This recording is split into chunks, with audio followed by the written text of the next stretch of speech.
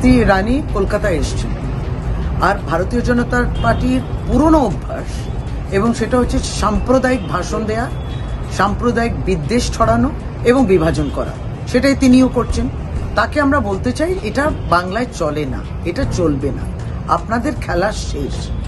আর আপনি সমাজ কল্যাণ বিভাগ দেখেন, নারী শিশু কল্যাণ বিষয়টা দেখেন, তা নারী এবং শিশুদের কল্যাণের কথা যদি এতই আপনার দায়িত্বের মধ্যে যখন পড়ে, তাহলে বাংলার কল্যাণের কথা যদি আপনি ভাবেন, তাহলে বাংলার প্রাপ্য টাকাটা দিন।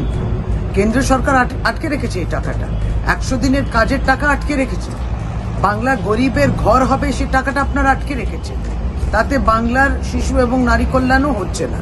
তা এই বিষয় নিয়ে তো আপনি ভাবতে পারেন। এখানে এসে সাম্প্রদায়িক উস্কানি দিয়ে এখানে কোনো লাভ হবে না। 21 তারিখে মমতা বন্দ্যোপাধ্যায়ের নেতৃত্বে সর্বধর্মের সমন্বয়ের বার্তা সব মানুষ হেঁটেছেন এবং বাংলার বার্তা সব ধর্মের সমন্বয় প্রতীক। এই বিভাজন চলবে না।